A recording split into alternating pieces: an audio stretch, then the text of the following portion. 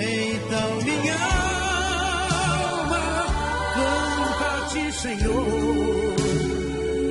Grandioso és tu, grandioso és tu, grandioso és tu. Então minha alma canta a ti, Senhor. Grandioso és tu, grandioso és tu.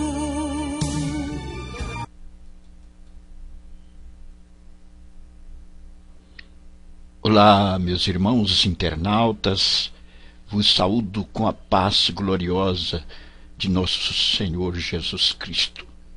Estamos de volta para sequenciar as gravações de nossas videoaulas sobre a revista da Escola Bíblica Dominical, editora Betel.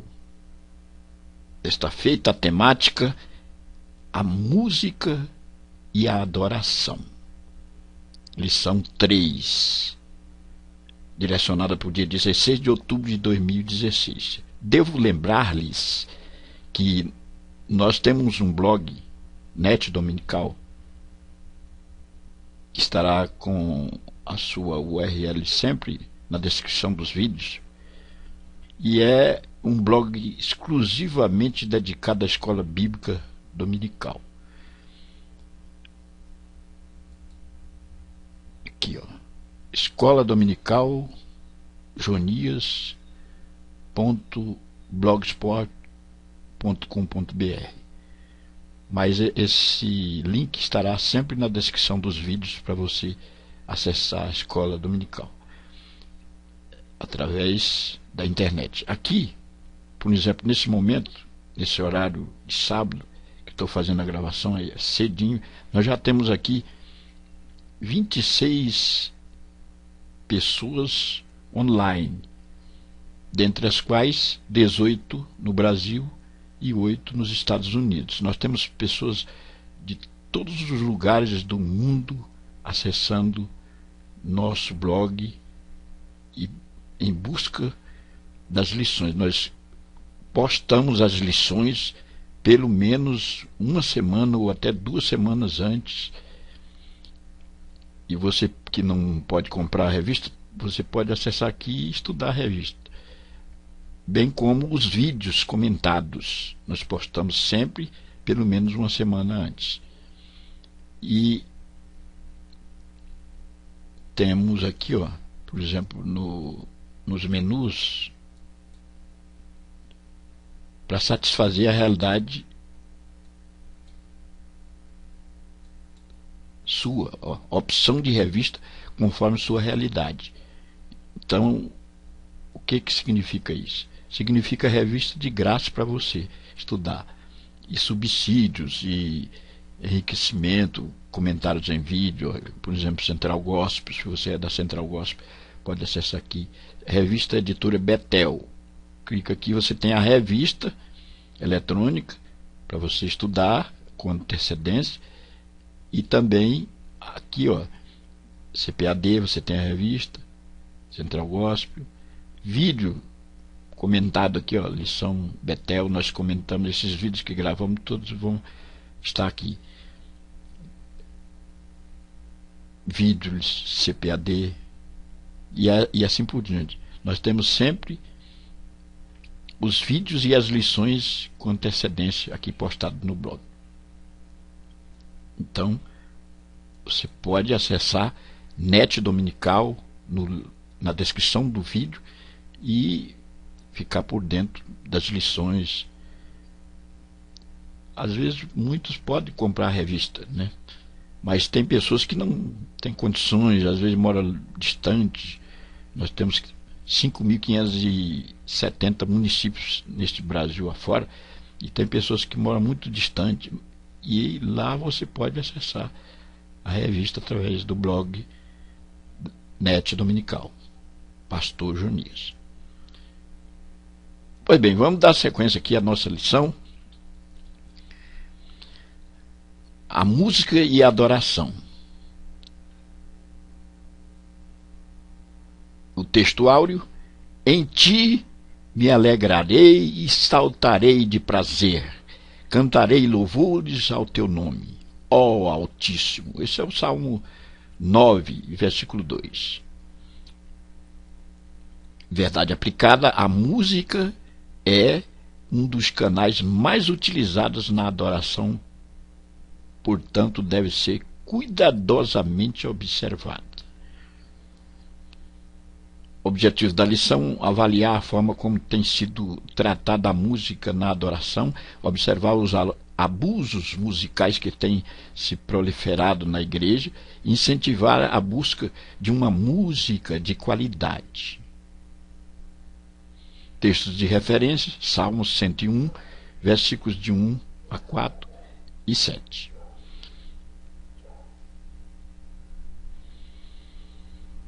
É difícil viver sem música.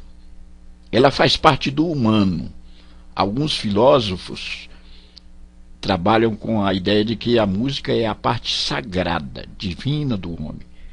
É a sua transcendência, aquilo que o coloca em contato com o supremo metafísico.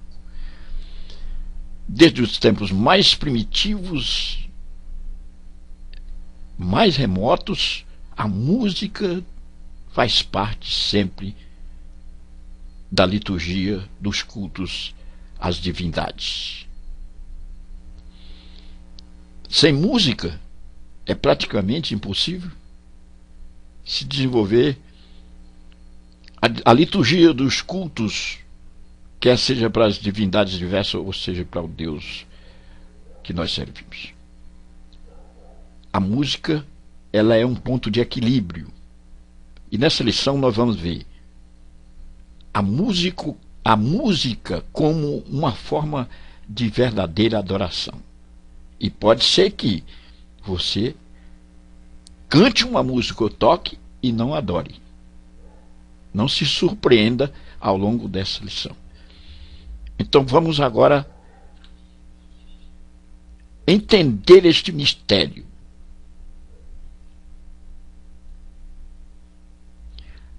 A música e a sua relação com o sagrado. É inevitável o fato de que a música tem alguma conexão com o sagrado.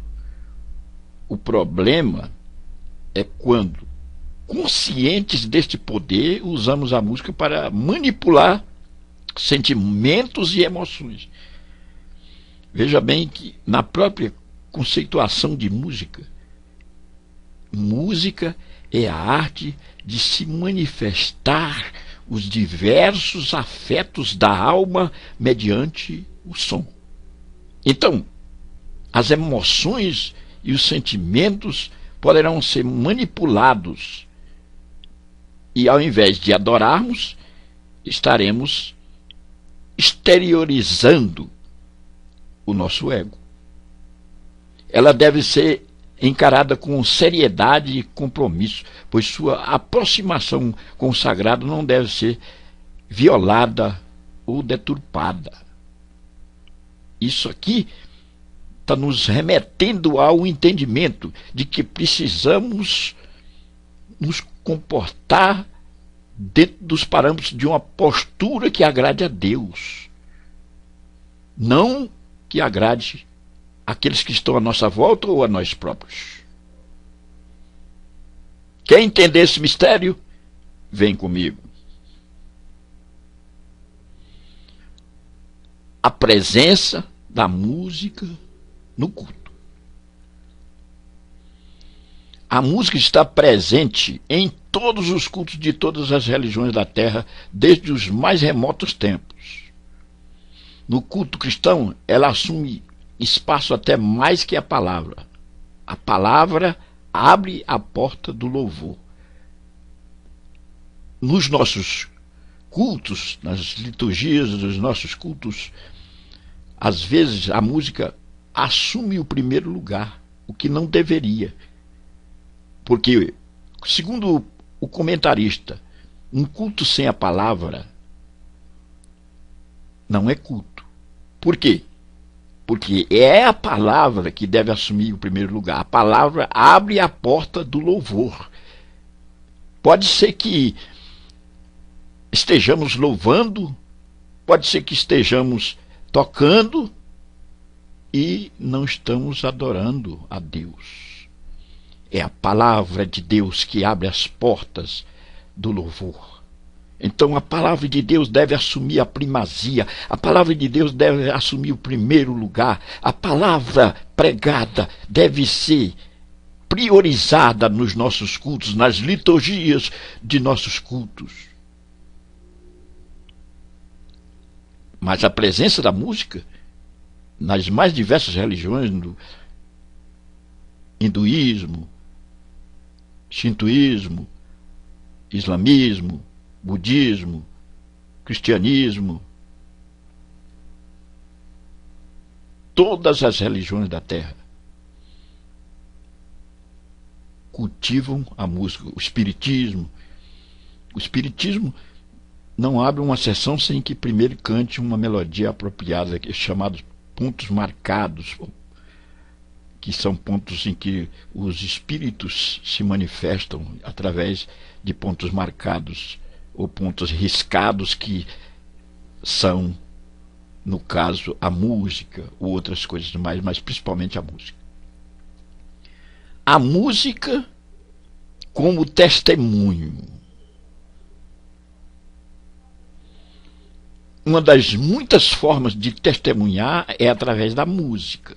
Como igreja, ministramos a graça de Deus em nossa vida diante do mundo. Não pode haver contradições entre o ser que canta e o que vive. Na música, nós vamos explicitar aqueles que nos circunscrevem no dia a dia, que existe um Deus poderoso em nossa vida. A música é uma forma de se testemunhar que houve, que aconteceu algo poderoso em nossa vida, a presença de um Deus extraordinário que mudou nossa vida. É uma das formas de se testemunhar. A música, aqui no ponto 1.3, entre o sagrado e o comum. A música é um ponto de equilíbrio entre o sagrado e o natural. É a arte de apreciar o belo. Pessoas comuns, vivendo em um mundo frágil, cheio de pecado, transcendem a esfera do natural e atingem dimensões elevadas, cantam e tocam coisas dos céus. Então, apesar de sermos frágeis, débeis, fragilizados pelo mundo de pecado que estamos inseridos, nós saímos deste patamar ínfimo e nos projetamos a patamares elevadíssimos, chegando a adorar a Deus, porque Deus é um ser emanente, está presente em nós quando cantamos aqui, mas é um Deus transcendente, ou seja, está muito além. Nós transcendemos a esfera das debilidades, das fragilidades, das vulnerabilidades, do pecado, e atingimos uma dimensão gloriosa. Aleluia! Quando nós adoramos ao Senhor, quando nós cantamos uma melodia, quando tocamos uma melodia, estamos atingindo patamares elevadíssimos, estamos nos contactando com aquele que é o Senhor dos senhores, que é o Deus de todas as coisas, que é o Supremo Deus. Aleluia! Então, a presença da música no culto, desde os mais remotos tempos, ela se faz presente. A música como testemunho, ela é algo que testemunha que algo aconteceu em nossa vida. A música entre o sagrado e o comum nos projeta de lugares ínfimos a lugares elevadíssimos.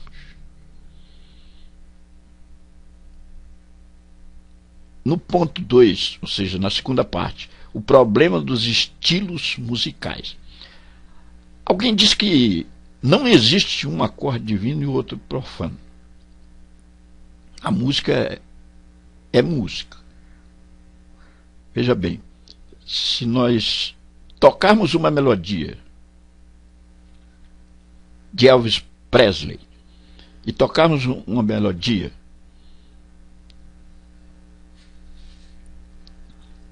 evangélica, por exemplo, de Luiz de Carvalho, as 7 notas que tocam essa melodia, porque com 7 notas nós tocamos qualquer música,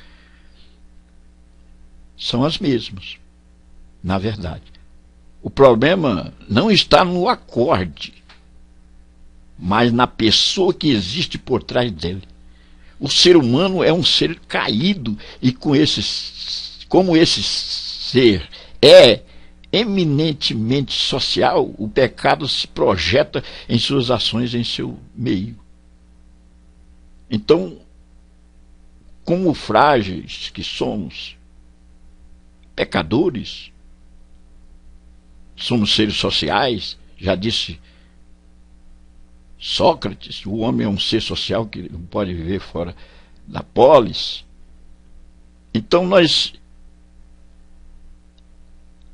emitimos esses reflexos através da música. Veja bem que na conceituação que eu dei na introdução, a música é a arte de se manifestar os diversos afetos da alma. Diversos. Mediante o som. Vamos ver esse mistério. O perigo das influências. O problema da musicalidade cristã reside no fato de que ela é muito mais influenciada do que influenciadora. Veja bem, nossos hinos, os hinos gospel, os hinos atuais, eles são, às vezes, plágios. São hinos inspirados em músicas profanas. O problema da musicalidade cristã reside no fato de que ela é muito mais influenciada. Quer dizer, ao invés de influenciar, ela é influenciada. Os nossos músicos muitos buscam, não digo todos, buscam inspiração em melodias profanas, e aí estão sendo influenciados, ao invés do mundo buscar inspiração na música evangélica. Aí sim seria influenciadora. O perigo das influências. Quantas melodias que tocamos na igreja, ritmadas, que agrada o eu, o ego, que satisfaz as paixões de outrora. Não somos contra os ritmos, mas precisamos de moderação nisto. Porque quando se busca em outras músicas, as músicas profanas, a inspiração ou conteúdo até para as nossas músicas evangélicas, estas músicas estão sendo influenciadas pelo profano. O perigo reside aí. As músicas sacras, as melodias que agradam a alma, que agradam a Deus, as melodias referentes que saem de dentro, aleluia, são melodias dadas pelo Espírito. Nós vamos ver que as melodias da harpa cristã, as músicas, são verdadeiros hinos que se eternizaram através dos séculos pelo poder do Espírito Santo. A influência deve ser do Espírito Santo de Deus. Oh, aleluia! Veja bem que o salmista Davi, quando tocava a sua harpa, ele expelia os demônios do rei Saul. Era uma influência do Espírito Santo. Ele buscava as suas melodias no Espírito de Deus. Ele tocava a sua harpa influenciado pelo Espírito Santo de Deus. Aleluia. E os espíritos maus não resistem à influência do Espírito Santo de Deus. mas eles gostam das influências mundanas. O perigo da substituição da pessoa central. E aqui eu quero focar dois aspectos interessantes. O teocentrismo e o antrocentrismo.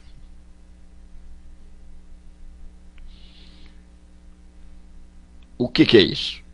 O teocentrismo tem Deus como centro. O antrocentrismo tem o homem como centro. E aqui a centralidade deve ser Cristo e não os grupos musicais.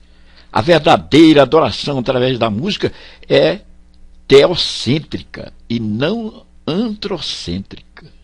Quer dizer, a melodia que tocamos, a melodia que cantamos não deve ser uma melodia para agradar o nosso ego, para satisfazer o nosso prazer mundano, para satisfazer aquilo que nós trazemos como lembranças de outrora, mas é para agradar a Deus. A música sacra que cantamos, aleluia, que agrada a Deus, não é a música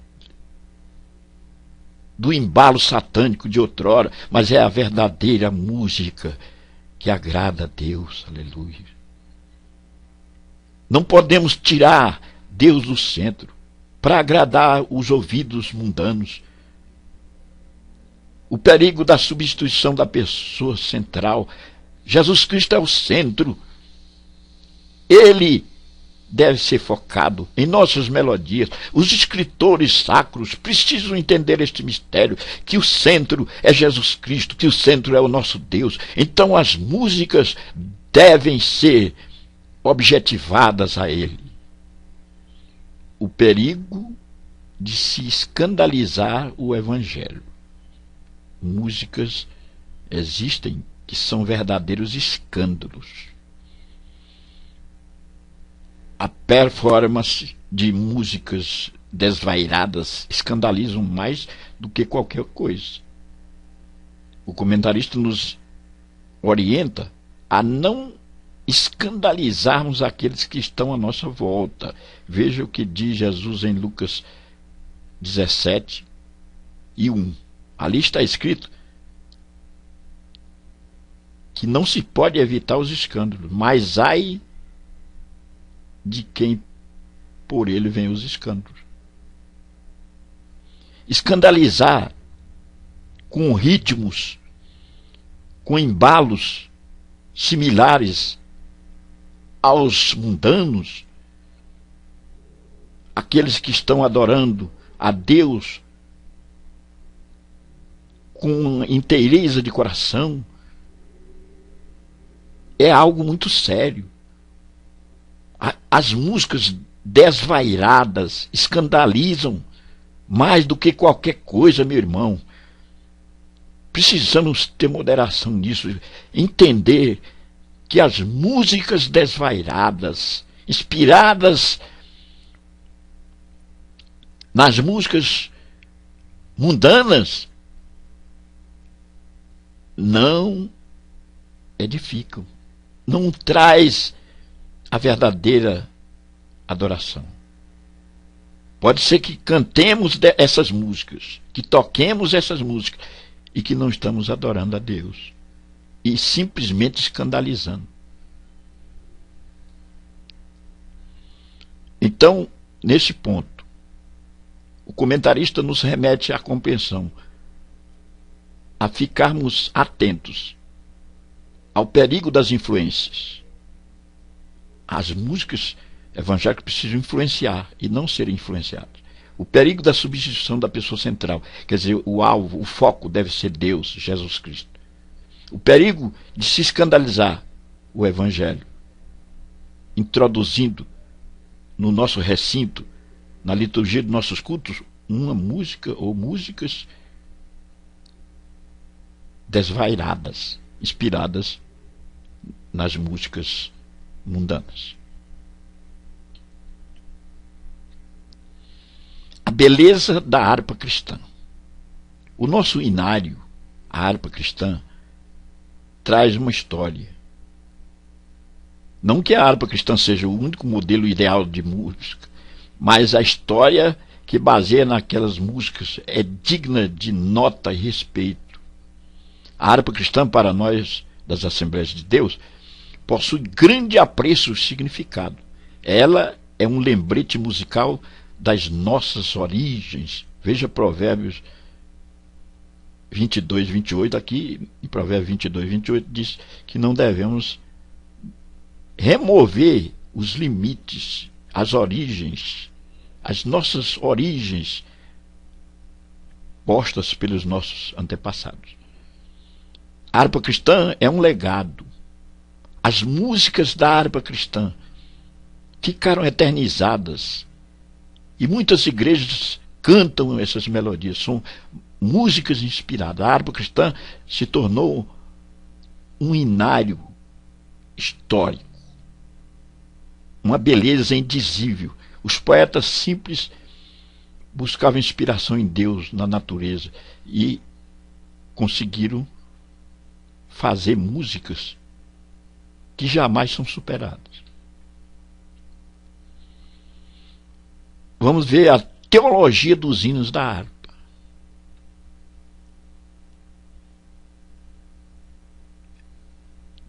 Tem como base uma teologia pentecostal.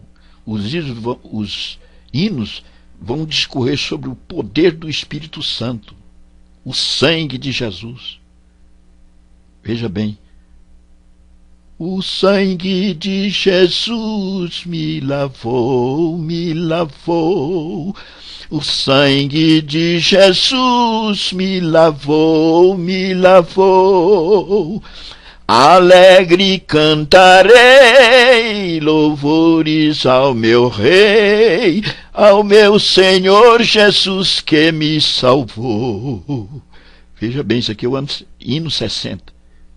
Inspirado no sangue de Jesus, a graça, a salvação, o pecado, a chamada para o ministério, a fé e a alegria. Veja bem, hinos como o 29. Oh, que precioso sangue! Sangue de Jesus, que por nós foi derramado sobre a cruz. Oh, aleluia! Oh, glorificado seja o Senhor. Hinos assim nos trazem relevo espiritual. São hinos que estão sendo esquecidos pela modernidade cristã. Os nossos hinos da harpa estão cedendo lugar para hinos de embalo satânico, hinos de um conteúdo indizível,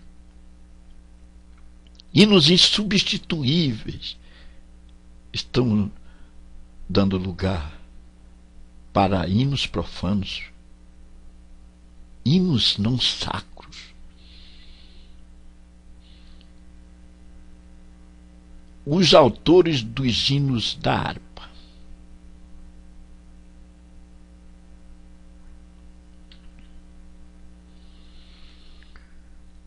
A harpa, ela passou por algumas fases. A fase em que ela tinha 300 hinos, 424 e assim por diante. Mas nós temos aqui que entram na paternidade literária da composição dos hinos da harpa cristã, a paternidade literária da harpa. Antônio Cabral, Emílio Conde, Frida Vingre, essa mulher aqui, ela é autora de 23 hinos. Neil J. Nelson, Orlando Boyer, Paulo Leivas Macalão. Esse aqui é praticamente o autor da harpa. Ele tem 242 hinos reconhecidos.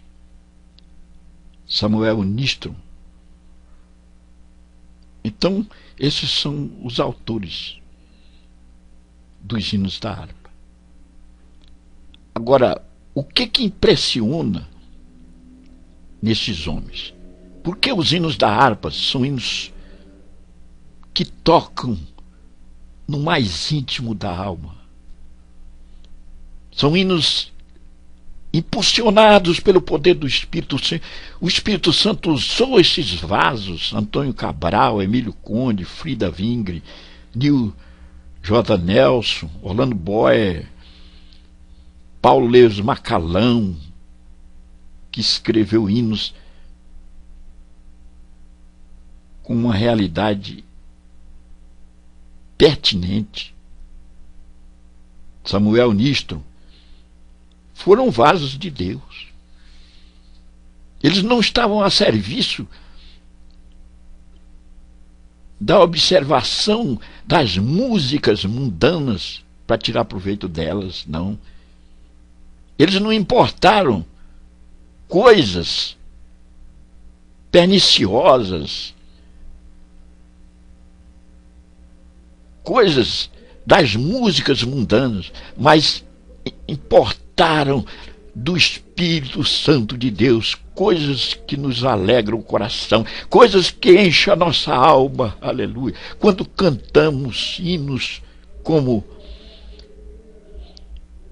Meu Jesus, Tu és bom, Tu és tudo para mim, foste morto, mas vives em mim. Tu mereces louvor, ó Cordeiro de Deus. Tu és tudo, sim, tudo para mim. Oh, aleluia.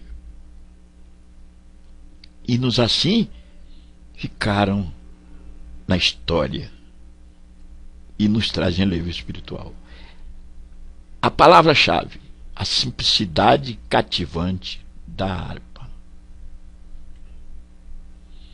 A beleza da harpa está em sua simplicidade cativante. Louvar a Deus pelos pássaros. Passarinho, belas flores, querem me encantar, são vãos terrestres esplendores, mas contemplo meu lar.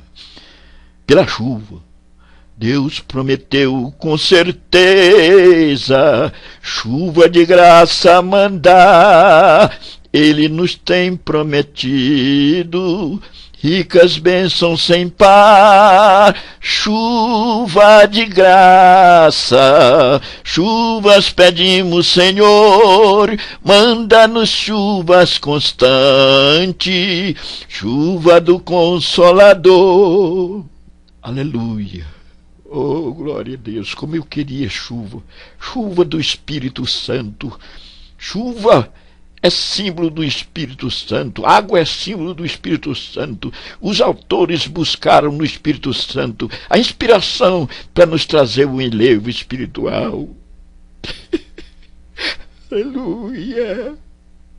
Porque esses hinos estão dando lugar a hinos profanos, a hinos desvairados, inspirados em músicas profanas. Nós temos o Espírito Santo como nosso inspirador. Ele está disposto a nos ajudar, está disposto a trazer a inspiração e nos ensinar a fazer músicas. Como os seus autores não eram celebridades, os hinos refletem seu cotidiano humano, sua devoção a Deus, o seu dia a dia, aquilo que estava acontecendo no cotidiano. Os autores, inspirados pelo Espírito, olhavam e começavam a fazer os hinos. Não eram hinos buscados numa cultura profana, numa cultura demoníaca. Não são hinos inspirados no rock moderno, no forró do Nordeste. Não temos nada contra o forró do Nordeste, mas a música sacra, a música que agrada a Deus, a música que sai de dentro da alma, a música referente se encontra na harpa cristã. A harpa cristã traz uma beleza indizível na simplicidade cativante dos autores.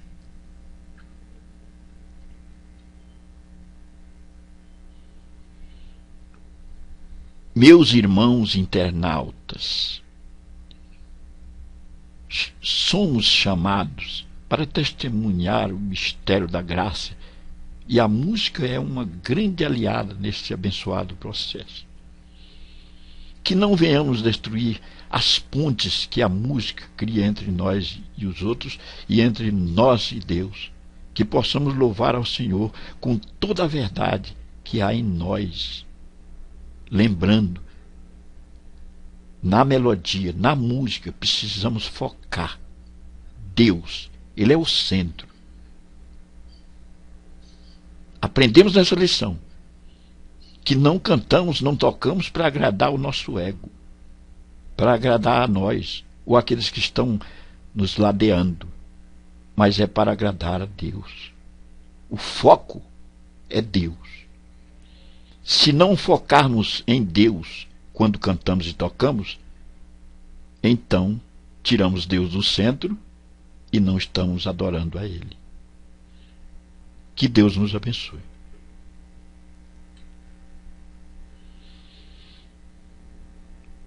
Questionário: por que culto sem palavra não é culto? É uma expressão aí do comentarista. Porque só podemos cantar com vida se a palavra em nós abrir as portas do louvor.